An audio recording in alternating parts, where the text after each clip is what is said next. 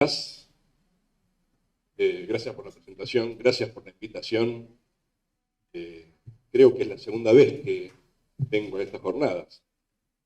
Así que con mucho gusto nuevamente participo. Gracias a ustedes por estar aquí. Voy a estar un rato parado hasta que me canse. Y después me siento un rato, ¿saben? No elegí el título de la conferencia. Se hubiera escapado si era por mí. El problema que nos convoca, la enseñanza en la educación superior, los desafíos a futuro, no es poca cosa. En principio porque la enseñanza es nuestro objeto de estudio a quienes por lo menos nos dedicamos al campo de la didáctica. Ese objeto está situado en la educación superior, como dice el título, y nos enfrentamos a las provocaciones que ese objeto realiza, los desafíos, pero lo que más me preocupó es el a futuro, la cuestión del tiempo. Entonces me acordé de un poeta, dramaturgo, cineasta, artista plástico colombiano que se llama Jairo Aníbal Niño. Me acordé de este poema por el tema del tiempo, que es justamente el poema Rompe. Es cortito, mire. Usted es una persona adulta, por lo tanto, sensata, madura, razonable, con una gran experiencia y que sabe muchas cosas. Usted, ¿qué quiere ser cuando sea niño? Yo creo que ahí estamos con los desafíos del futuro, y hay que pensarlos desde estos lugares de futuro. El futuro no son 20 años, 30, 40, el futuro es cuando seamos niños. Seamos niños nuevamente. Me parece que el desafío inmediato es pensar nuestras prácticas para cuando seamos niños.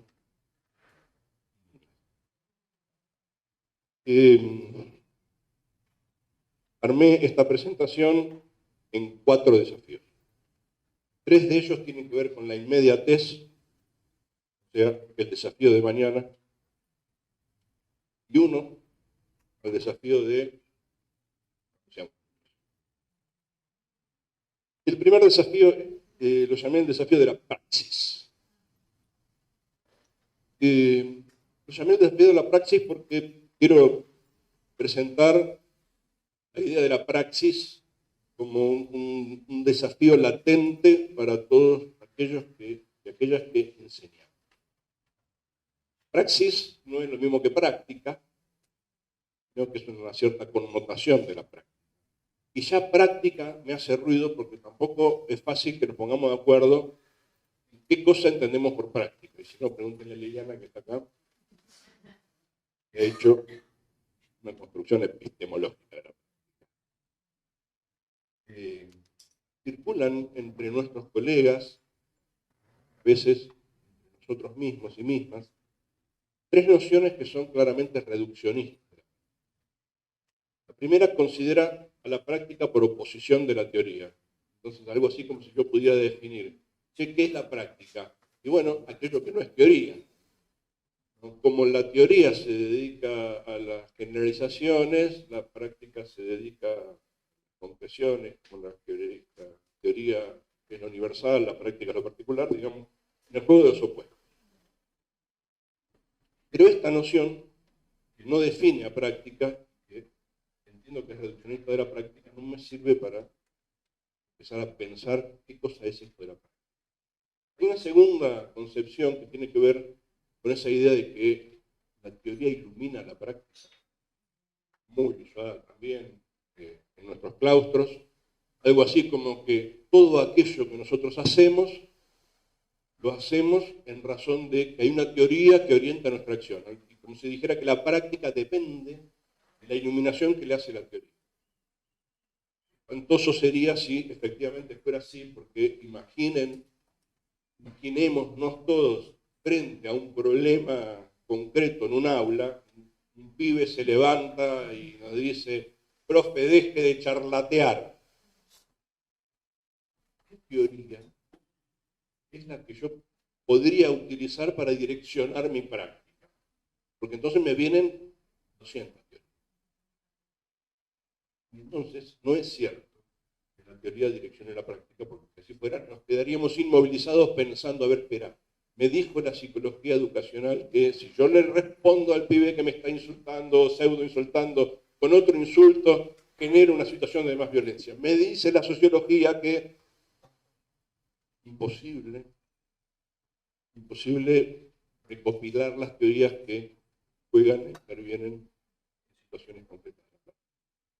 Pero la más vivita y coleando de todas las concepciones de práctica, la que los colegas ingenieros e ingenieras edifican como la verdad absoluta, sobre todo ellos y ellas, y la práctica es la aplicación.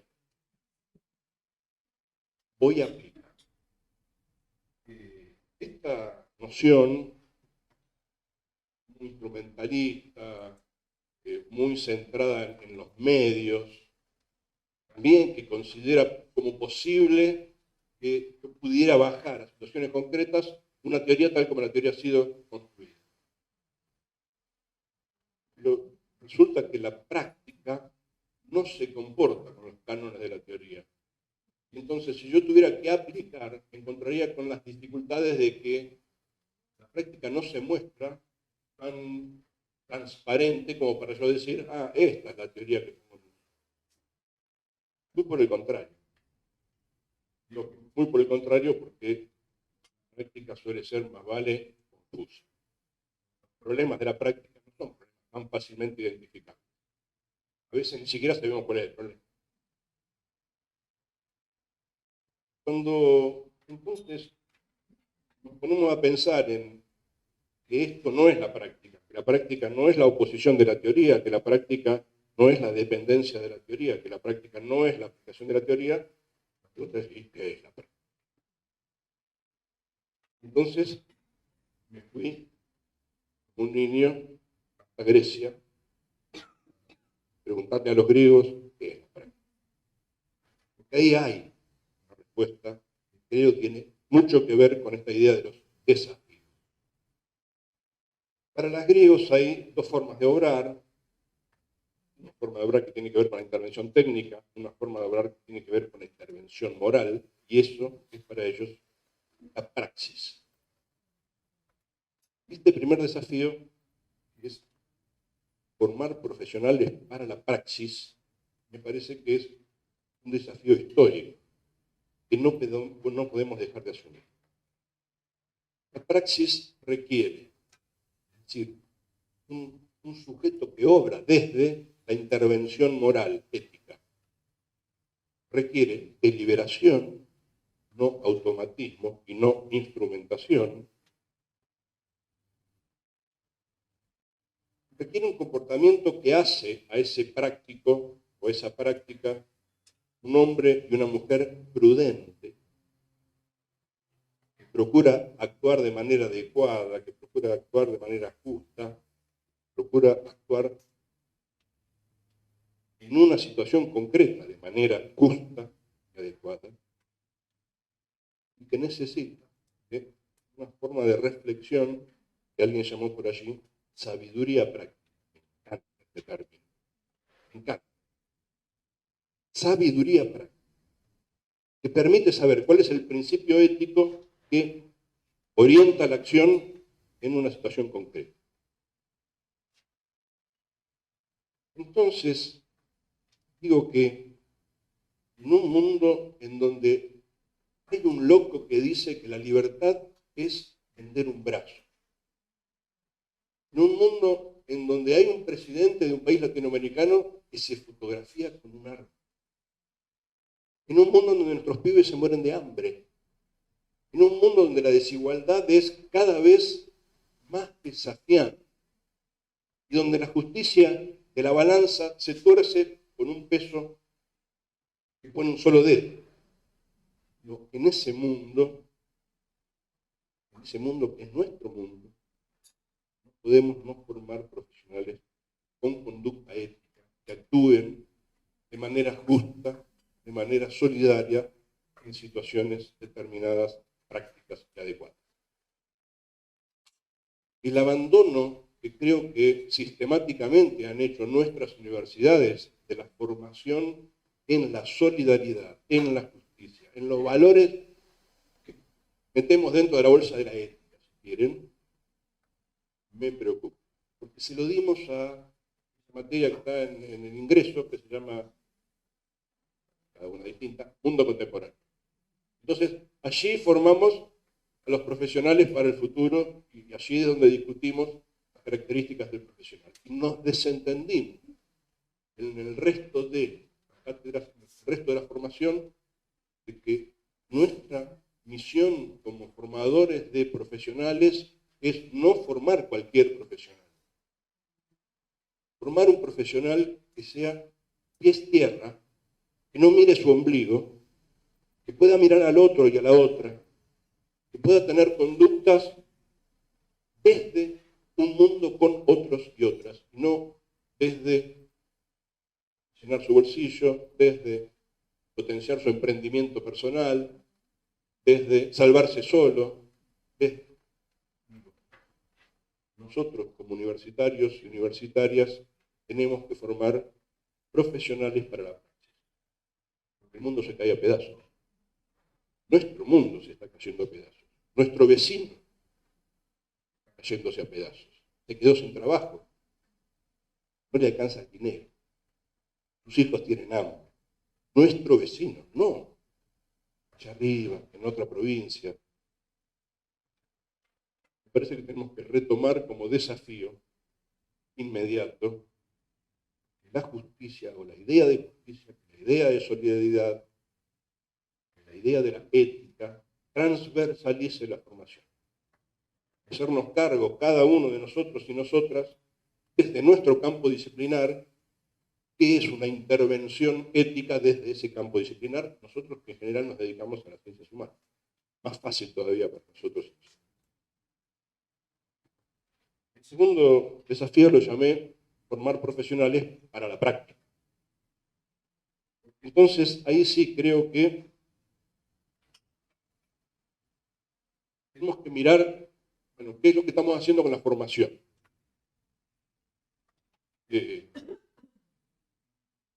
Yo le preguntara a cualquier egresado o egresada de hace 2 o 3 años, ¿qué tal, cómo te fue? La respuesta es clásica, ¿no? Ay, sí, en la universidad está todo bien, pero el trabajo es otra cosa, o las aulas, si fueran docentes, es otra cosa. O una cosa es la teoría, pero otra cosa es la práctica. Uy, no me imaginé que esto era la realidad. En los libros dice otra cosa. Este tipo de discursos que en general escuchamos en boca de nuestros estudiantes cuando recién egresan, dan cuenta de que hay ahí para nosotros alguna disfuncionalidad entre teoría y práctica. Porque ciertamente creo que acentuamos y de por más la formación teórica. No quiero desdeñar la formación teórica, pero me parece que estamos formando solo, en general, solo en teoría. Y que a veces, cuando la práctica interviene, es cierto que las realidades disciplinares son muy distintas y que es difícil generalizar, pero en general, digo, caemos en la clásica división que ya nos viene dada. El teórico por acá, la clase de trabajo práctico por allá. Diablo, rompimos todo a ella, ¿no? Esta disfunción de lo que es la clase, separada en teoría de práctica, ya de por sí habla mal de que lo que estamos haciendo en las universidades. El hecho es que esas nociones reduccionistas de la práctica, a la cual me refería hace ratito, que consideran a la práctica como aplicación, como posición o como dependencia, nos muestran la imposibilidad de actuar frente a la práctica, porque justamente la práctica no es eso. La práctica y la mayoría de las veces se presenta como una estructura no organizada, se nos presenta no como un problema, y lo es, pero no se nos presenta como problema, se nos presenta casuísticamente, es como un caso único, y entonces ahí hay que resolver para un caso único. Y encima, dice John, las situaciones problemáticas se presentan problemáticas de varias maneras a la vez. Oh. Pará, pará. Digo, formar para la práctica, desde este punto de vista, esto. No se trata solo de presentar situaciones prácticas en la sala. Se trata, como hablábamos de esto en relación a la pandemia hace un rato, ¿no? Se presenta como un desafío cognitivo, como un tipo de desafío que hay que resolver desde la cognición y la afectividad. John dice que, me gusta el libro de John, lo traigo cada vez que puedo, ¿no? Dice que no vamos a mirar afuera, dice, ¿no? Vayamos a mirar a ver cómo los prácticos resuelven los problemas y de algún modo sistematicemos eso y traigámoslo al interior de las aulas. Y larga algunas hipótesis. ¿Cómo resuelven el problema los prácticos? Hay una especie de arte profesional. Me gusta esa palabra, ¿no? Sabiduría práctica y arte profesional, me gustan las dos.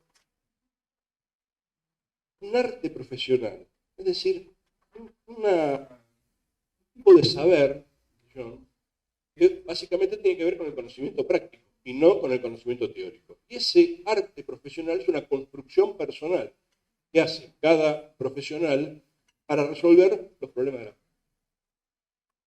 John dice, che, ahí hay cosas ricas, ¿eh? Hay tela para cortar. Traete eso al interior de la formación en su vida de práctico y hacer de eso un recorrido que valga la pena. Conocer a partir de la experiencia que tienen los prácticos para resolver problemas profesionales. Y ahí John desafía a plantear las cosas al revés, ¿no? En vez de partir de las teorías, dice, partamos de el estudio acerca de cómo los profesionales y las profesionales resuelven los problemas de la práctica y no desde las teorías. No es hora de discutir la epistemología de la práctica. ¿Sí? Le doy letra lineal. Porque la verdad es que nos olvidamos de discutir esto. Asumimos como naturalizada la idea de que la práctica es aplicación de la teoría y lo dejamos correr. Digo, no hay que discutir qué tipo de conocimiento circula en la práctica y qué es la práctica, cómo saber para encontrarle un lugar distinto que no sea aplicación, porque lo que a todos y a todas nos sale con mucha facilidad es decir, te doy el teórico y ahora viene el caso donde se aplican las categorías teóricas que acabo de presentar. Eso no sirve. Esa linealidad no sirve.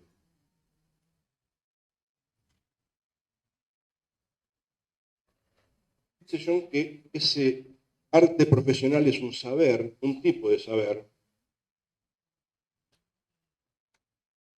que le permite a los profesionales y a las profesionales ser competentes en, pero no lo dice exactamente así, John, a veces le robo un pedazo de letra. Creo que va por ahí, miren. Formar profesionales para la práctica es un ejercicio sistemático de poder definir los problemas, encontrar cuál es la naturaleza del problema que tiene esa situación práctica,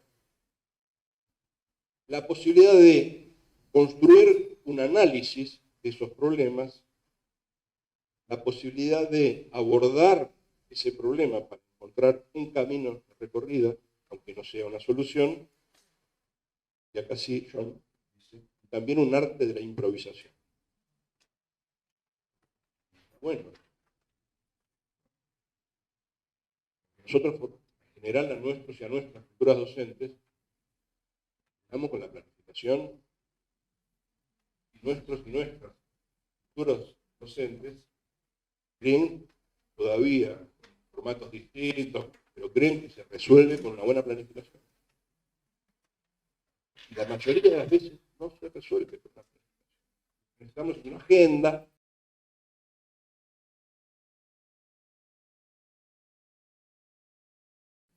Dice John, es un arte.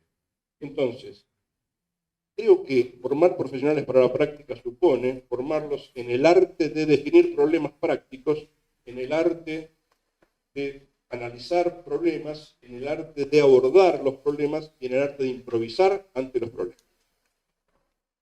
Por lo cual necesito tener situaciones prácticas concretas en la formación. Enseñar en la práctica genera conocimiento práctico. Y esto también es una discusión epistemológica, ¿no? Digamos, para el conocimiento teórico todos tenemos categorías, pero a la hora de decir, bueno, ¿de qué trata el conocimiento práctico? Y bueno, es poco sistemático, es tácito, no salen muchas cosas que decir. Pero me gusta llamarlo conocimiento práctico porque es conocimiento. Es decir, el conocimiento que se aprende en situaciones de práctica es conocimiento. Es distinto del teórico, pero es conocimiento. Nosotros formamos casi con exclusividad en el conocimiento teórico. Y entonces creo que, viejo desafío, tenemos que seguir pensando cómo traer al interior de la formación de nuestras distintas profesiones una formación que acentúe el trabajo en torno a situaciones prácticas, que no supone necesariamente llevar a los pibes y a las pibes al taller, a la empresa, a la escuela. Las situaciones prácticas, algunas de ellas, cada vez más con la tecnología, se traen con mucha facilidad. Un caso es una situación práctica, ¿no? Pero si el caso es para aplicar la teoría, ya vamos mal. Hay que invertir. Hay que invertir. Empezar al revés.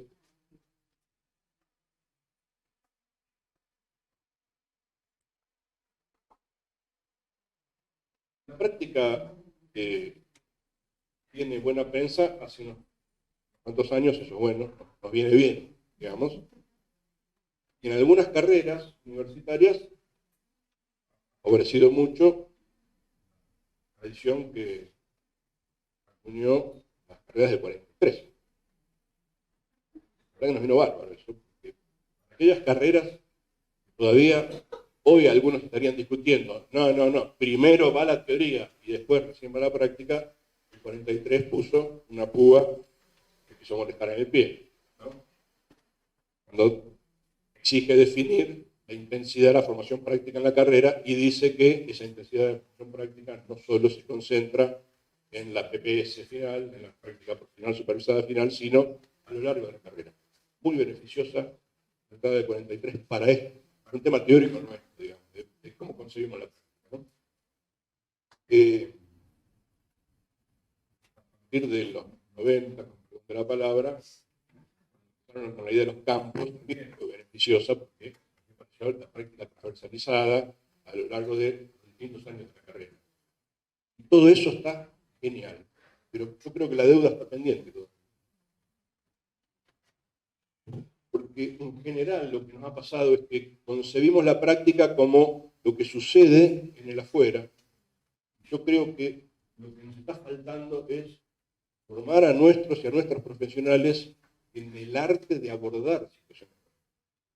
No de vincularse con la práctica, sino de meterse con una situación práctica, enfrentar la situación práctica, descubrir la multiproblematicidad que esa situación práctica tiene, abrir alguna puerta para meterse con ese problema, tener un método, ¿sí? Un método de análisis de esa situación y abordar. Tanto en tanto improvisar. Ese tipo de trabajo tiene mucho que ver con la reflexión sobre la propia práctica, que de última también es un método. Así es donde yo creo que hay un desafío que no estamos asumiendo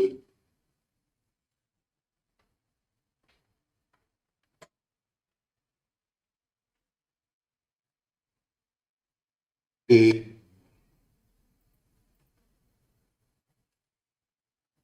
Me voy al tercer desafío, si lo hago más rápido, y podemos conversar después un ratito. El tercer desafío es la clase. Qué tipo antiguo. Yo creo que hay que volver a pensar. Me parece que hay que volver a pensar. En principio, este es el desafío más vinculado a lo que estuvimos hablando en la primera parte. Hay cosas que pasaron con la pandemia que ahora claman de una manera distinta a la que clamaban. Porque antes, los colegas solían decir, no, virtualidad, no, baja calidad. No, virtualidad no garantiza, porque a mí me gusta el cara a cara, en el cara a cara se ve, tiene razón, se ve. Pero había un desdeñar de la virtualidad cargado de un prejuicio de educación de segunda, formación de segunda, en muchos y muchas de nuestros colegas. Y ahora empezaron a decir, che, ¿no sabés lo que encontré en YouTube? De golpe se encontraron con que a la fuerza 2020, 2021, hubo que logizar las aulas, varias de las ponencias de la mañana, ¿qué pasó con eso? Y hay muchos y muchas que están más que chochos y chochas. Contaba hace un rato una anécdota que la recuerdo siempre. Unos profes de mi universidad, antes de la pandemia, estábamos instando a virtualizar algunas clases, tratando de evitar el teórico, el duro y clásico, ¿no? Entonces, empezamos, digamos, de algún modo a generar videos teóricos con los profes que querían para que las clases fueran espacios de debate y no de exposición. Una profe de biología, lo primero que nos dijo es, no, yo de ninguna manera puedo virtualizar nada, porque yo a la medida que explico, me saco un dibujito en el pizarrón, donde muestro el impulso nervioso que va desde que le pincho la pierna hasta que el cerebro decodifica, y yo tengo que mostrar eso, cómo sucede, no puedo virtualizar, pero necesito mi dibujo. Esto vino la pandemia. O sea, a la fuerza la profe tuvo que virtualizar. De 22 volvimos a la presencialidad. Dijo, yo no quiero volver a la presencialidad. No sabés los lindos dibujitos que hay en YouTube. Está mucho mejor que los míos. Me da vergüenza mi dibujo. Digo, muchos y muchas pasó esto, ¿no? Se encontraron con que, hablaba ayer con un colega también en Mendoza, ¿no? El colega da ceremonial y protocolos raras de esa carrera de, ¿cómo se llama? Acciones ceremoniales, va. Decía, yo era muy positivo. Muy positivo y yo no me podía meter tanto con. El ceremonial tiene que ver con las culturas. Yo no me puedo meter con escribir las culturas. ¿Cómo es el ceremonial en el judaísmo? ¿Cómo es el ceremonial en el cristianismo? ¿Cómo es el ceremonial en el islamismo? ¿Cómo es? Entonces yo esa parte la paso rápido, porque no tengo tiempo. Entonces los dejo que ellos por su propia cuenta investiguen esas cosas. Después de la pandemia, yo descubrí que los pibes veían ortodoxa, serie de gente, ¿no? Entonces,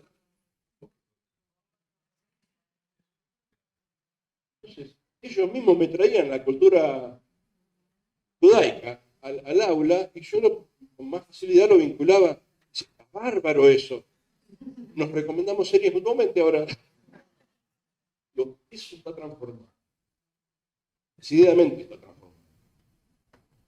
Entonces, hay que volver a pensar la casa. Porque ahora es otra.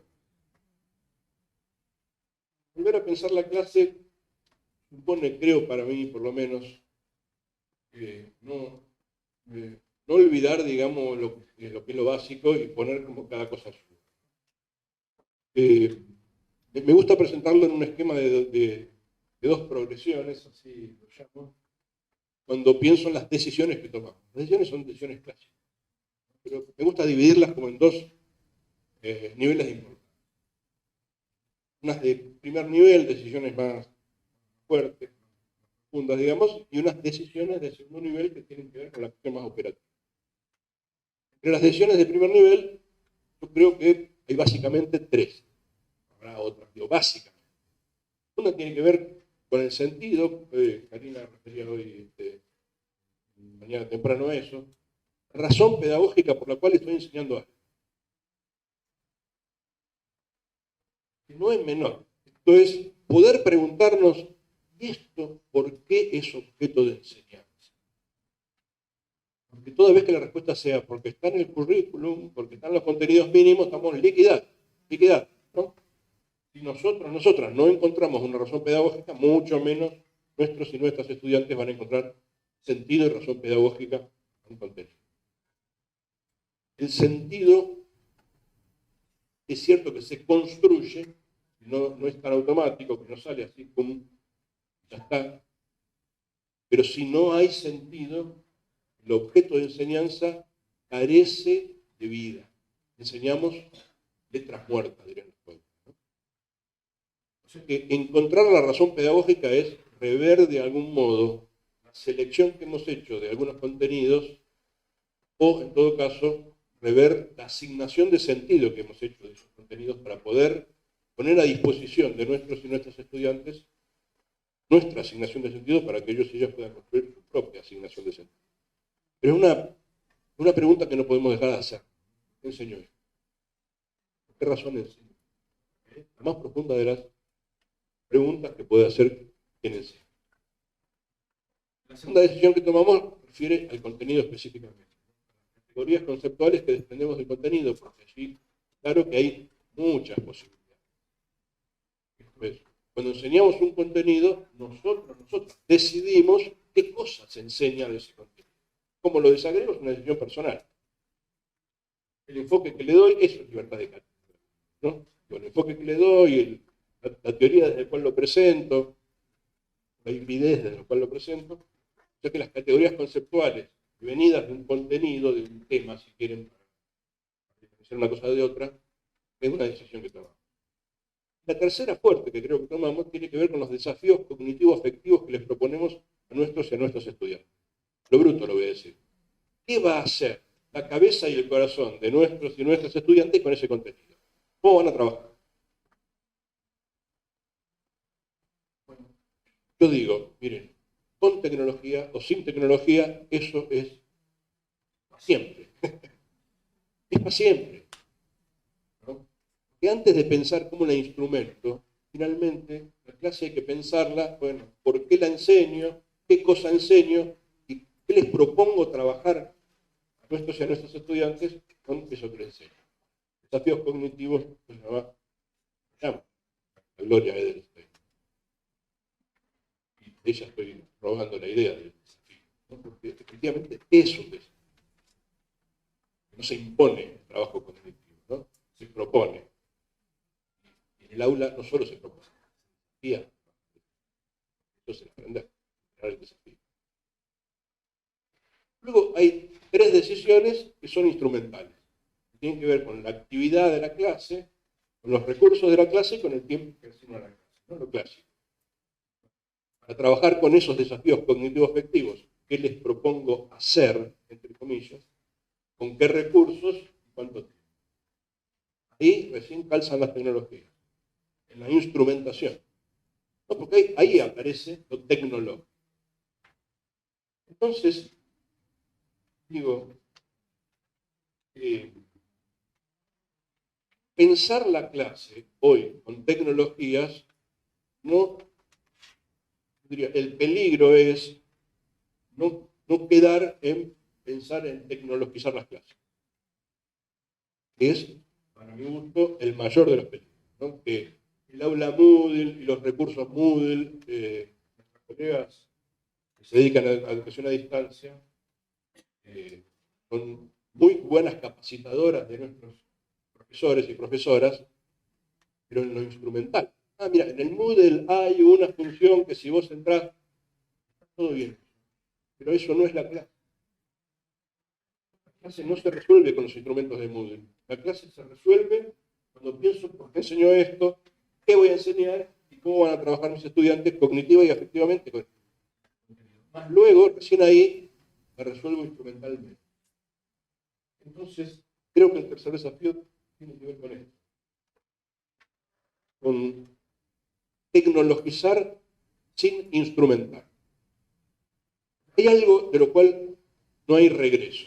Yo creo que lo que no hay regreso no es admisible en ningún aula, de ninguna universidad, un profe o una profe que diga buenos días, buenas tardes, buenas noches y empiece a hablar 2 horas.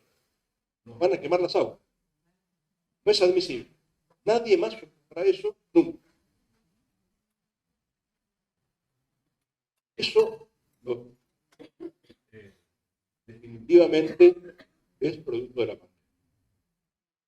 El teórico unilateral va a desaparecer. O no va a ser el aula, o nos van a quemar el aula. 3 posibilidades. No hay otra.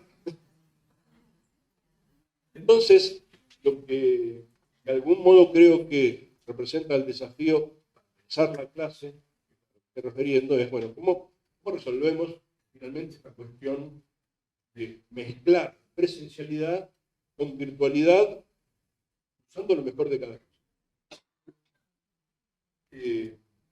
Bueno, la aula invertida sería un formato bastante amigable para estas cosas. Me grabo el video, lo pongo en el Moodle, ve el video, venite a la clase viendo el video, que en la clase trabajamos. No expongo.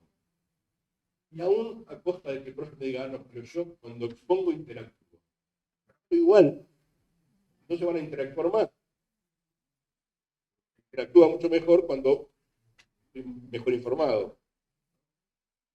Eso es, en términos de pandemia, el mayor de los aportes para ver el aspecto positivo que ha sucedido en nuestras aulas con el uso de tecnología. Casi todos nuestros profes y profas están duchos con el uso de aulas virtuales. Y están bastante duchos con la búsqueda de recursos que puedan montar en sus aulas virtuales. Eso hay que aprovecharlo y no hay que dejar que se desinfle. Porque hay en algunos el riesgo de que volvimos a la presencialidad. Y aquí no pasó nada.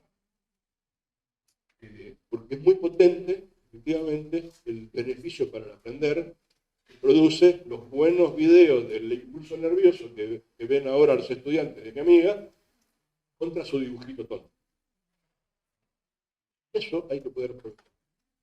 Para eso necesitamos potenciar a nuestros profes a que no decaigan en el uso de las tecnologías como parte de la clase. Y entonces, yo creo que también ahí lo que va a suceder es que las cargas horarias van a empezar. ¿No? Las clases de 4 horas, de 5 horas, de 6 horas también van a desaparecer. Las clases van a ser de 2 horas, de 3 horas, pero las otras horas están en plataforma. Con actividad en plataforma, con el teórico en plataforma, con videos en plataforma de YouTube. Está bueno eso también. Claro que me acuerdo de lo que referías a las condiciones de trabajo. Un gremial empieza también a hacer un ruido porque es bastante laburoso. Pero para las protestas está la calle. Y las conquistas son en la calle. Las conquistas no creo que se ganen diciendo no lo hago porque mis condiciones de trabajo eran otras. Se pelea afuera, se pelea informando a nuestros y a nuestros estudiantes con algo del siglo pasado. El tiempo.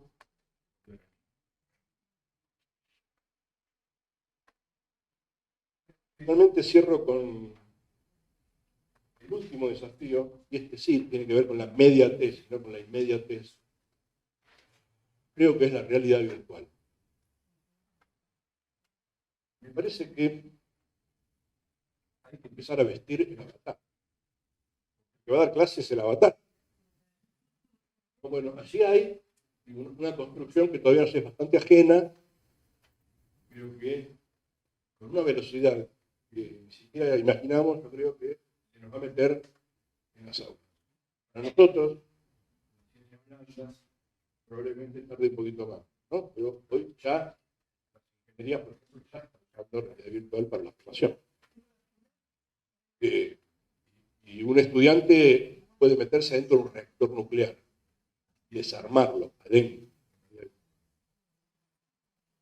Un estudiante puede meterse en una planta automotriz y desarmar un auto pieza por pieza. Digo, eso ya. Me parece que hay que empezar a pensar y a construir cómo vamos a enseñar con realidades virtuales. Eso va a cambiar mucho la ecuación de lo que es la clase, va a cambiar mucho la ecuación de lo que es posible hacer en la clase y de lo que es posible hacer en la realidad virtual de la clase, y se nos va a presentar un mundo totalmente desconocido, ¿no? Ese estudiante que daba su práctica en la escuela de la urbe podrá dar una práctica en una escuela rural, en realidad virtual. Podrá dar clase en una escuela rural con un pibe que le saca el cuchillo y lo persigue. Digo que todo eso es posible que suceda en la realidad virtual y generará nuevos problemas. Para mí hay que empezar a trabajar, hay que empezar a ver, hay que empezar a asistir a conferencias, a cursetes, a lo que haya, que nos expliquen de qué trata la cosa, por dónde va la cosa, porque eso es mañana. Mañana, ¿no? Cuando seamos niños. El poema con el que cierro también es de Jairo, se llama El caballo.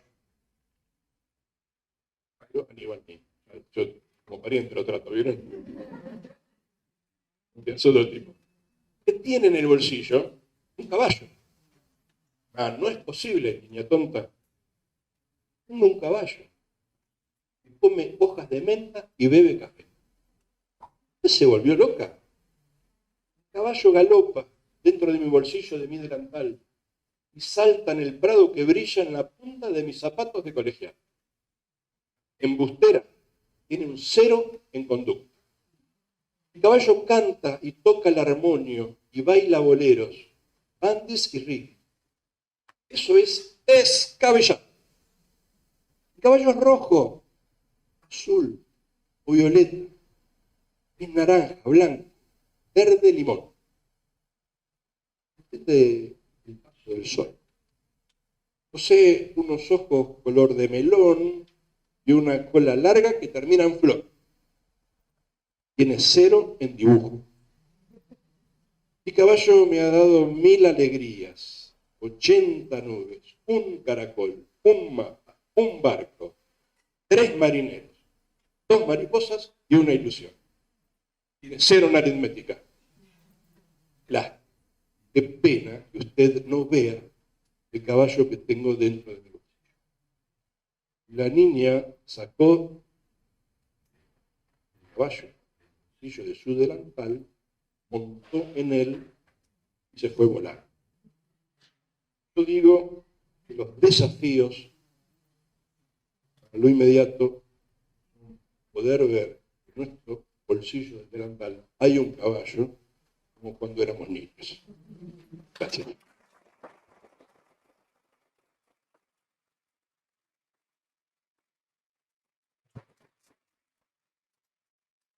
Bueno, agradecemos infinitamente a Jorge y creo que siempre esa poesía es motivadora para seguir pensando que las estructuras rígidas no sirven. Y que creo que eso es lo que nos hace falta. No estructuras rígidas. Y brillantemente, como cuando escribe o ahora cuando lo expresa, vuelve a conectar en nosotros y tal vez esa sensibilidad se hace carne, porque todavía están las paredes duras, muy duras, ¿no? La idea sería ahora alguna pregunta del auditorio. Elena está viendo en YouTube para recoger las las preguntas y las que están haciendo los que están escuchando, que estaban ansiosos ahí. También estamos muy ansiosos. Ya queremos todo, ya queremos esto. Y somos humanos también. Démonos tiempo para reflexionar y pensar que no todo es ya. Así que Elena, no sé si puedes recoger lo que nos están diciendo en YouTube. Profesor, hasta ahora simplemente agradecimientos y bueno, muchos saludos y también esperanza en estos chats por el placer de escucharle. No hay preguntas, pero quizás si vamos ahora, algunas de ellas seguramente en el chat se podrán armar otras. Bueno, muchas gracias por la exposición. Si a usted le parece bien, yo más que una pregunta le planteo una antítesis. Si a usted le parece, me da una síntesis.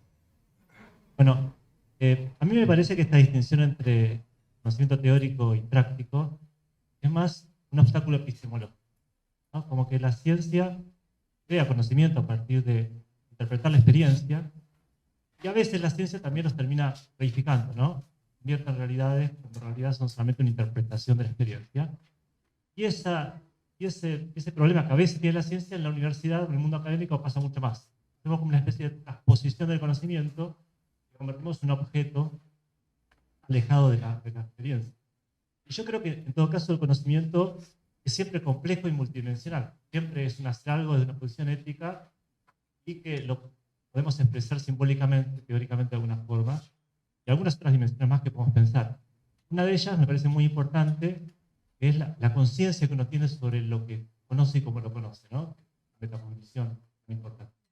De cierta forma, desde este punto de vista, el conocimiento es un camino de emancipación, y entonces el aprendizaje en la universidad, cuando digo y no voy a inventar nada, tiene que ver con estos ciclos del aprendizaje-experiencia, ¿no? Ser capaces de reflexionar sobre la experiencia y crear este conocimiento que siempre es precario, provisorio, y desde la perspectiva de la complejidad, realmente pregunta frente a la experiencia, ¿no? Si realmente lo que yo comprendo tiene que ver, ¿no? Y ahí se construye el sentido.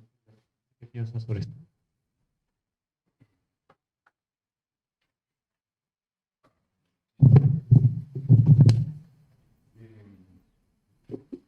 Me gusta la división entre conocimiento teórico y conocimiento práctico, para no hablar solo del conocimiento. Me gusta la división porque la génesis es distinta de uno y de otro. Y entonces, si no los diferencio, lo más probable es que yo caiga en el pecado de concebir que se genera conocimiento práctico con la lógica del conocimiento teórico. Y en verdad tiene otra génesis. Entonces, desde ahí no me gusta hablar del conocimiento. Me gusta la división. La división es interactiva pero que son distintos. Hubiera que caracterizarlo, el conocimiento teórico tiene lógica, el conocimiento práctico no. El conocimiento teórico es previsible, el conocimiento práctico no. El conocimiento teórico es sistemático, el conocimiento práctico no. Simplificar, lo estoy diciendo, no, tiene otra característica, ¿no? Luego, acepto, digamos, tesis de allí. Y quiero remarcar algo de lo que decía, que tiene mucho que ver con la lógica del conocimiento práctico. La reflexión sobre la propia práctica, que no es pensar, ¿sí? Vamos a pensar, John Dewey dice todos piensan, ¿no? Es un tipo de reflexión distinta que la reflexión que habitualmente ponemos, ¿no?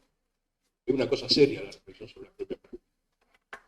Una cosa seria que tiene muchos componentes analíticos, no borbotones de pensamientos que van saliendo. Es metódico. Yo necesito construir un método de reflexión sobre mi práctica. Si no construyo un método, sale a borbotones, estoy pensando, no estoy reflexionando sobre mí. Es sistemática y es un hábito. Como tres condiciones que si no, no es reflexión. Si no lo hago siempre, si no lo hago sistemáticamente, si no construyo un propio método para reflexionar sobre mi práctica, aseguro que no es reflexión sobre la práctica. Entonces, lo voy a vincular con lo de recién para cerrar la respuesta a la pregunta.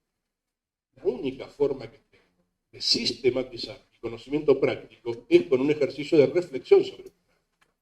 Para eso me sirve, si quieren, para plantearlo en términos utilitarios, ¿no? La reflexión sobre mi propia práctica me hace ver mis formas de acción y actuación en situaciones problemáticas, las razones por las cuales actué de la manera que actué, los componentes sociohistóricos que hay influyendo sobre la forma en que actué y las decisiones que tomé, y la construcción que hice de conocimiento a partir de esa situación. Tomo distancia y reconstruyo, y así estoy trabajando con mi conocimiento práctico. Que si no lo sistematizo, desaparece como conocimiento. No es conocimiento, es experiencia. Pero cuando lo sistematizo, pasa a ser conocimiento. Buena tu Carlos.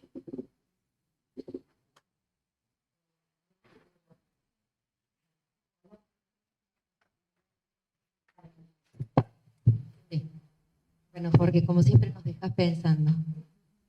Yo me quedé pensando, tal vez desde mis propios esquemas y conocimientos previos, una cuestión respecto de los desafíos de primer nivel y de segundo nivel que vos planteas. Yo me preguntaba si no cabría también pensar que esas decisiones de primer nivel vinculadas al sentido, al contenido y a los sujetos, para no disociarla de esto que vos llamás decisiones de segundo nivel, más del orden de la instrumentalización, sería también una decisión de primer nivel, en términos de Verónica Edwards, de allí lo tomo, pensar cómo articular la forma y el contenido. No se disocien las decisiones, en tus palabras, de primer nivel respecto de qué decisiones asumo en este segundo nivel, de modo tal que no se contradiga lo que enseño desde el contenido con lo que enseño desde la forma. Ese sería mi planteo. Además, te quiero agradecer que... Era Gloria. Y sí, soy hija de ella. Ya no, ya somos pares. No podés negarlo, Septiana. ¿Eh? No podés negarlo, digo. No, no quiero tampoco, porque... Nadie quiere. Tal vez, al margen, quería decirte que me emocionó mucho tu comienzo, porque me hiciste acordar a una lectura de mi niñez. Es de un libro de Janusz Korczak, que se llama Si yo volviera a ser niño, ese maestro del Holocausto. Así que, bueno, preguntarte esto más teórico fue difícil porque estoy como conmocionada con este práctico. Gracias. Mi esquema de análisis es para la clase. Y yo creo que no construimos método para la clase, construimos método para la materia, para la unidad curricular. O sea, cuando pensamos el método, esa unión entre contenido y forma, es porque estamos pensando el cuatrimestre, ¿no? Pero cuando pensamos la clase, pensamos la actividad. Si soy coherente, pienso la actividad en relación al método que he construido. A veces me olvido, ¿no?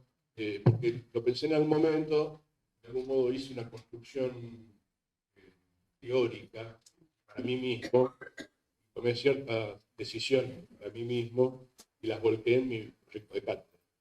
Más luego, cuando voy a las clases, termino, júntense en grupo, les doy un texto, las preguntas, y voy en contra de la conclusión que hice, que a veces pasa eso.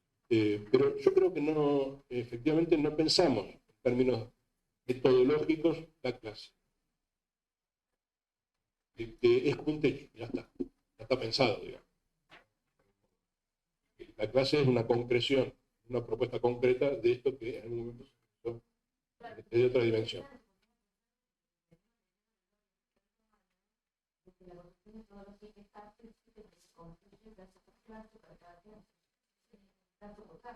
Sí, o sea, a mí no me gusta mucho esa definición. Sí, no sé, ni duda tengo. Sí, ni duda tengo. Sí. Que la clase es casuística, sí, no tengo duda, ¿no? No sé, es algo que me da vuelta la cabeza continuamente cuando estoy pensando en lo que yo enseño, ¿no? didáctica universitaria sería eficaz, ¿no? Yo estoy pensando que hay un método para enseñar didáctica. Luego, en todo caso, yo lo hago casuístico, pero que hay un método que yo podría decir generalidades del método para enseñar didáctica. Yo digo, si didáctica tiene por objeto las prácticas de enseñanza, entonces cuando enseño didáctica, las prácticas de enseñanza tienen que estar presentes. Ya tengo como un componente ahí. En mi clase tienen que estar presentes las prácticas de enseñanza. Si están presentes las prácticas de enseñanza, tengo que poder analizar esas prácticas, meterme con ellas. Entonces, el análisis con trabajo cognitivo de prácticas de enseñanza es un segundo componente. Digo, toda clase mía de didáctica tiene que tener ese componente. Digo, en esta lógica, un esquema de cuatro componentes para la próxima conferencia, porque tampoco crean que me están dando todo lo que pienso en una hora. Yo creo que hay un método generalizable, que lo estoy diciendo, casi para palabra, generalizable para la enseñanza de algunos campos disciplinares, que luego particularizamos y hacemos caso particular, que eso es un método movible, obviamente no es un método normativo, ¿no? que indica pasos ineludibles. Me gusta la idea de los componentes, cosas que deben estar, ¿no? En ese sentido. Y luego digo entonces que yo lo bajo a carrera específica, lo bajo a veces a grupos, porque a veces hay carreras completas, a veces hay ciclos de instrucción curricular, a veces hay... Tampoco creo en las grandes diferencias. Perdón la palabra, ¿no? Digo, efectivamente mis estudiantes son distintos de un año a otro. Se parecen bastante. Ahora, hay veces que hay una camada que decís, oye, acá hay gente mayor. La diferencia, entonces, ahí hay un caso muy distinto. Estoy diciendo malas palabras, ¿no? Quiero que me entiendan, que no es que reniego de la diversidad. Digo que tienen comportamientos culturales, sociales parecidos. Entonces, digo, tampoco que el caso se me presenta tan dicotómico cada vez. Tengo que traer a Gloria acá y le vamos a un par de bifes.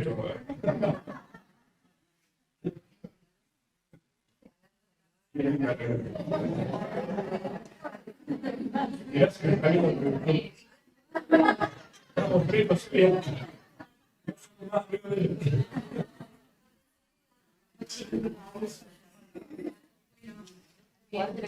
A todos.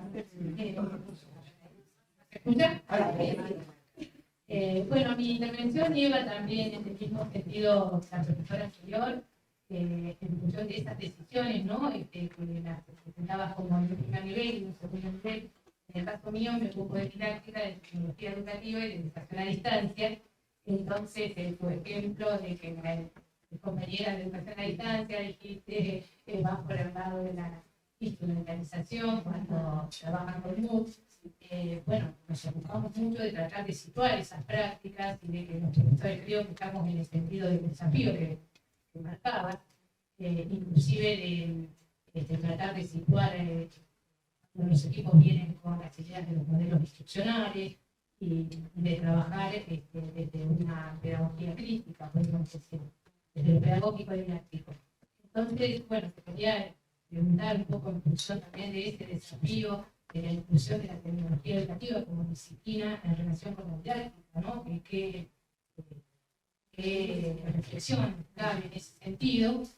Bueno, y también con respecto al ejemplo que ponía de las rurales, ¿por qué decías que en esta representación simulada o en esta realidad virtual podía aparecer un chico con un cuchillo corriendo, no sé?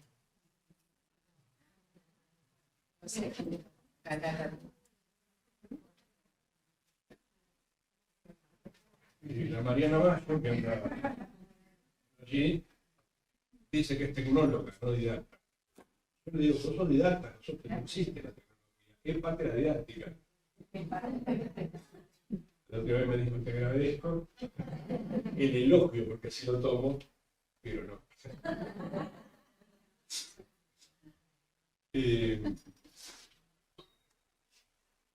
Bueno, probablemente lo sea, pero yo creo que hoy día si pensamos en tecnología educativa, tenemos que empezar desde el campo de la didáctica. Desde el campo de la didáctica. Finalmente, tiene que ver con la práctica de enseñanza. La tecnología es ni más ni menos que una herramienta. No sé si decía herramienta. Algo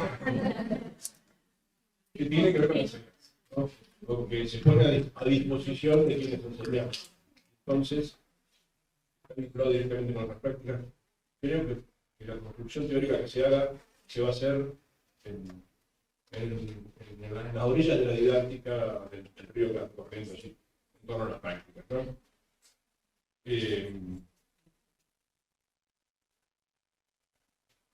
Lo que decís es cierto que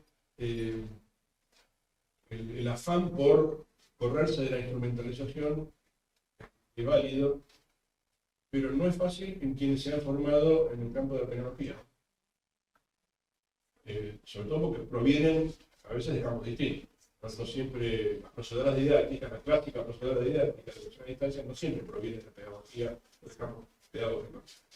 Se han metido en eso, vaya a saber por qué razones, ¿no? Entonces, pero también hay un problema con la formación de lo que habitualmente llamamos procedoras didácticas, que las hay muchas en nuestros sistemas institucionales de educación a distancia.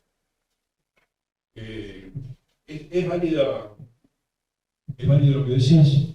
Efectivamente, la lucha por la criticidad, yo creo que hay que abandonar la declamación por la criticidad para asumir el compromiso. Me parece que es volver a ¿no? Porque nosotros y nosotras que nos dedicamos al campo educativo somos críticos de lengua y poco de acción. Hay que volver a Freire. Acción y reflexión del hombre sobre el mundo para transformar. El primer mandamiento es ese, ¿no? De nuestra religión. No existe la criticidad sin acción. Y yo creo que la formación que estamos haciendo es criticidad de la lengua. Vean, entonces, el neoliberalismo, pero después el primer emprendedor del barrio. Algo no funciona, ser una cooperativa entonces, y asumir la condición crítica. Me parece que tenemos una deuda ahí también. No lo digo en el caso particular de ustedes, no lo que están haciendo, pero hiciste acordar de eso y por eso. La criticidad es una cosa así. Y a veces largamos con cierta facilidad conciencia crítica, formación crítica, didáctica crítica, pedagogía crítica, mucha facilidad, sin acción, es bla bla bla. Bla bla bla. Así.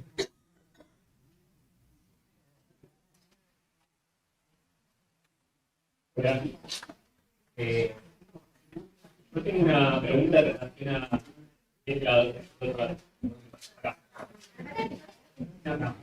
relación a la peligrosidad que usted en un momento nombraba respecto a la tecnología, o aún siendo nativo digital, digamos, críticas, también hablando de críticas, respecto al uso de la tecnología en la educación. Por un lado, me resonaba algo que se mencionaba ayer acerca de que tanto la universidad como la escuela no siento que sean lugares solamente para enseñar y aprender, sino también para vivir. Me parece que la tecnología un poco como que empuja para otro lado. En ocasiones sí, en ocasiones no. Por otro lado, también vi, siendo estudiante, que muchos docentes estuvieron muy tentados a utilizar la tecnología como un mecanismo de control, que al momento de evaluar, por ejemplo, o sea, me han llegado mensajes diciendo que estabas en evaluación y saliste de la pantalla 18 veces. Bueno, perdón, digo, hay un montón de cuestiones en relación a la aula invertida también, creo que es como incluirse mucho más allá de lo que es el aula de paredes y meterse en la casa del estudiante. Eso también me parece preocupante. Y por otro lado, en relación a la avanzada de la individualización, porque uno está solo delante de la pantalla, no con sus pares, y en relación también a la avanzada de las tecnologías de inteligencia artificial, que un poco en algunos países veo muy avanzadas, amenazan con reemplazar el trabajo docente. Y creo que también puede ser algo respecto a lo que hay que decir. En relación a todas esas cosas, quería saber qué opina vos.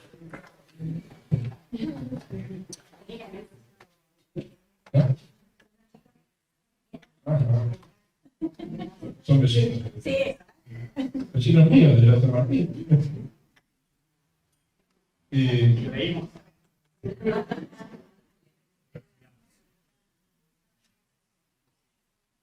Claro. Creo que la posición no puede ser hoy de oposición a la tecnología. Decididamente creo que hay que abrir las puertas a la tecnología y asumir que la tecnología es parte de algo. Porque si no vamos a quedarnos fuera de la historia. Eso no significa que nos hagamos totalmente tecnólogos, o que de algún modo olvidemos condiciones de la presencia. El formato mixto para mí es el que mejor resulta.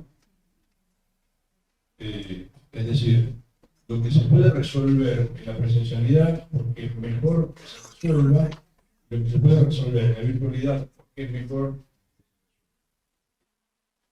Eso empieza a ser distinto, ¿no? Porque la clase, insisto con la clase de bandas horarias, la clase de 4 horas, de 5, de 6, desaparece. El formato de clase necesariamente tiene que ser otro. Manejamos otros dispositivos y tenemos otras posibilidades. Perdón, que se puso la radio.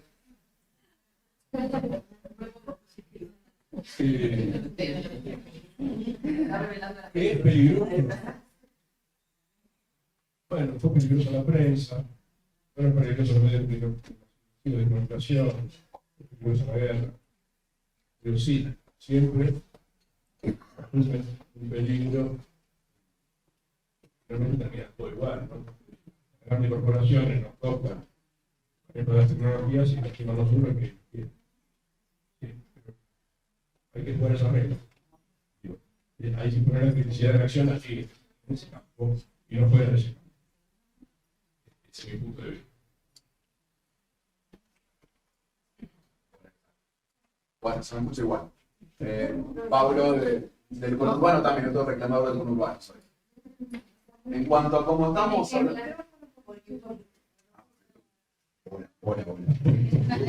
Ahora sí.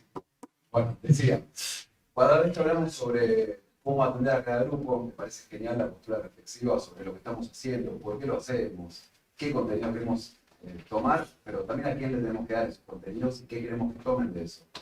Realmente solemos hacer la teoría de decir, bueno, esto va por acá, después cada uno en la práctica, en su pequeño nicho, resolverá los pequeños detalles. Y creemos que con eso alcanza. Y en base a lo que estuviste conversando, y creo que en general, se hace mucha práctica sobre la teoría, pero poca teoría sobre la práctica. Me preguntaba si parte del problema, no me lo preguntaba, yo creo que lo vivo aquí, pero por ahí es mi caso nada más. Es que hay pocos niveles de autonomía, tanto en las instituciones, por ahí por un poco de miedo, y después en cada uno de los cursos, de las aulas, incluso de intercambio docente-alumno, pasa en los secundarios como en los terciarios en las universidades. ¿Qué autonomía pueden tomar y qué miedo tenemos a la autonomía para resolver estas situaciones? Porque decimos, che, la teoría y la práctica no se están dando la mano. Y yo acá en mi aula lo tengo que resolver así, aunque el aula al lado lo haga distinto. Te diría que la situación creo que es bastante diferente en las universidades, en los institutos superiores, en las escuelas secundarias y en las escuelas primarias. Justamente por la autonomía. Lamentablemente, las escuelas e institutos, dependientes de las jurisdicciones, tienen cero autonomía. Y es la más rica de las experiencias educativas y formativas que puede tener una institución. Autonomía. No me explico por qué no tenemos experiencias pilotos de autonomía para los terciarios. Hasta con manejo presupuestario, autónomo. No tengo duda de que hay un mejor manejo de la guita y lo que hace la propia jurisdicción. La experiencia universitaria en ese sentido es fabulosa. Porque realmente, ¿qué me encorseta? Hasta ahí nomás si quiere. Hasta ahí nomás. Pero por el marco de una asignatura, pues, plan de estudio, y hago en esa asignatura lo que se me da la gana, porque nadie está aquí. ¿No? Ni los contenidos mínimos, todos sabemos que nadie nos revisa nada, ¿no? Está bien, porque conocemos muchas universidades con planes de estudio de la década del 50 todavía vigentes, enseñando los contenidos mínimos en el plan de estudio estarían 60 años pasados, 70 años pasados. Lo que está bien es que seamos lo que no está bien es que seamos egoístas e individualistas. Eso sí que no está bien. Tenemos que tener mejor vinculación entre nosotros y nosotros. Porque la construcción curricular es una construcción colectiva, nunca. ¿No? Y el que paga los platos rotos finalmente es el estudiante y la estudiante. Cabalga con nuestras contradicciones. Pero al interior de cada cátedra creo que hay niveles de autonomía muy plenos. Que efectivamente podemos hacer, si queremos, ejercicios de reflexión sobre las propias prácticas, sistemáticos, guiados, al interior de una clase, sin que nadie diga nada. A mí me parece que esa diferencia es muy notoria.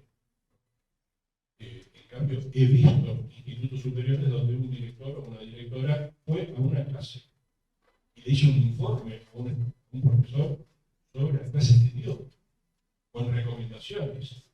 Por explico mi padre. Inadmisible. Realmente inadmisible. Pero tiene que ver con la lógica de la escolarización, lamentablemente. Es una pirámide. Las decisiones toman arriba, abajo se espera, en el medio se administra. Escuelas primarias, secundarias e institutos, lamentablemente funcionan con esa. Si hay un desafío para los terciarios, es ese, luchar por la autonomía.